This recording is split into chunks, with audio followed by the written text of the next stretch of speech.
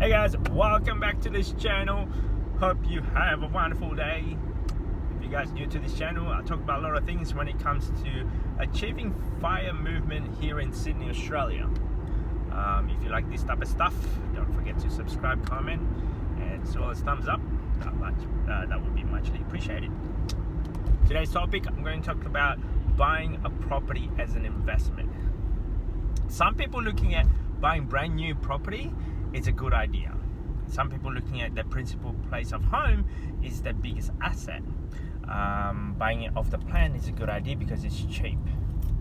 In reality, after experiencing a few or purchase a few properties, that is not the case. Because the following reason, right?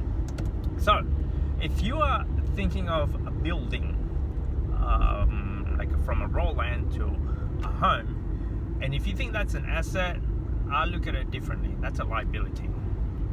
A liability because as soon as you build or as soon as you sign the contract, if you have to pay for it from your own pocket, it's a liability because let's say your income anyway is coming from a work, and then when you get paid, you still have to pay these building costs every week. That's a liability because it requires you to exchange your time in order for you to pay for this asset.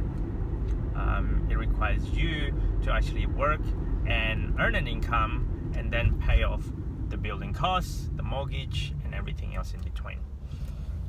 So that's a liability in that aspect. If you're buying brand new home, or if you're buying your own home and you're paying it from your wage, that's again, it's a liability. It's a liability because you still require you as the exchange of your time to work somewhere in order for you to pay off this mortgage. And if you're buying brand new unit, it's the same thing, and there's a lot of implication that comes with it. Possibly the builder would be running away, didn't actually go through to the building what you expected, what your plan is supposed to be. Example, I've seen a client actually that bought a 3-bedroom plus a garage or plus a study, turned out to be it's only a 2-bedroom with no study. So there's a few implications that comes with it when building a property, let's say, and buying it off the plan. What you saw on the plan into reality, it will be different. In most cases, there's bound to be a lot of adjustment as you go through the building phase, and sometimes you can't get a refund. You can't just go back, hang on a second, I paid for 3 and you only billed me for 2, I want the difference. Very much doubt you're going to be able to do that, and it gets a lot of headaches that comes with it as well. So I avoid this type of transaction. I don't build my own property, I just buy existing property. So that's one. The next one, it would be if you buy a property and then expect it to sell within 12 months, like buy a brand new, expect it to sell within about 12 months, I very much doubt you're going to make a lot of money out of that, because what you bought is the top of the range, most expensive part of the property, and it only requires time in order for you to be able to gain equity, let's say.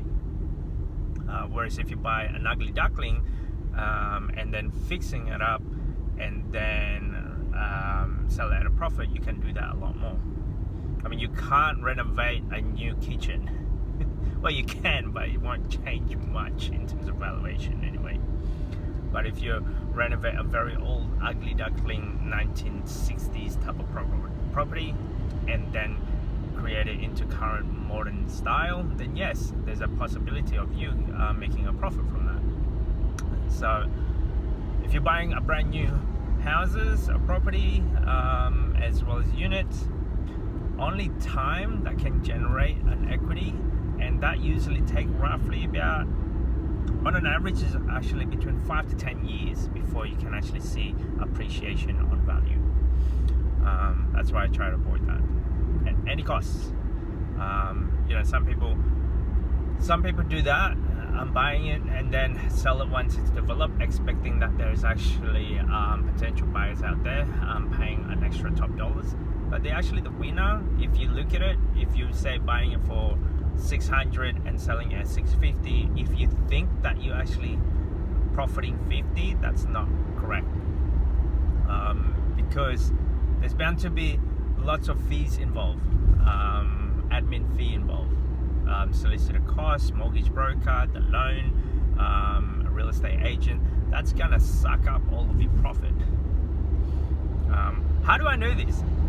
I've buy and sold property quite frequent enough that I can understand the numbers, the I guess associated doing a transaction.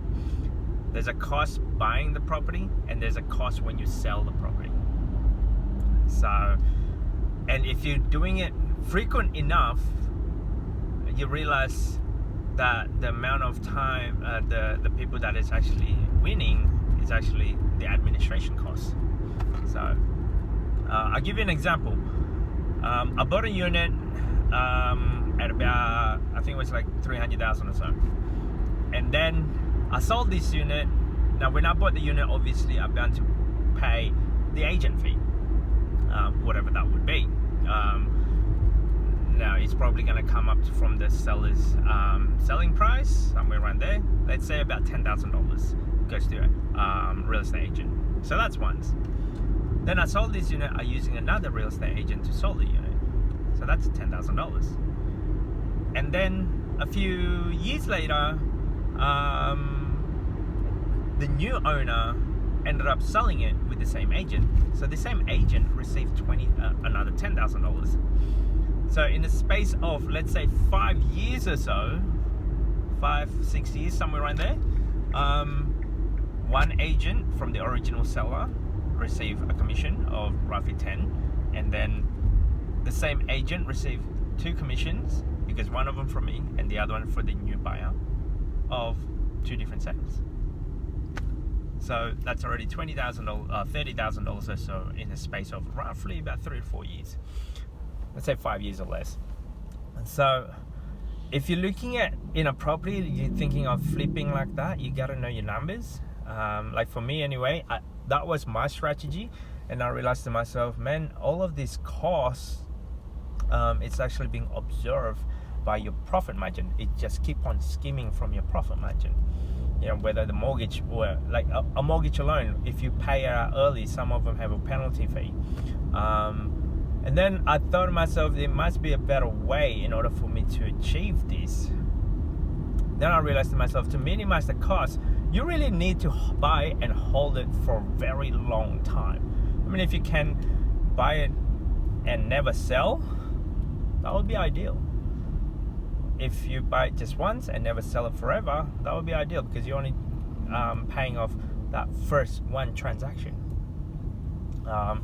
And you're just looking at appreciating value, and then you're looking at the rental income. That would be the traditional way, but I'm trying to do it in a sense without having any mortgage, without having a big lump sum.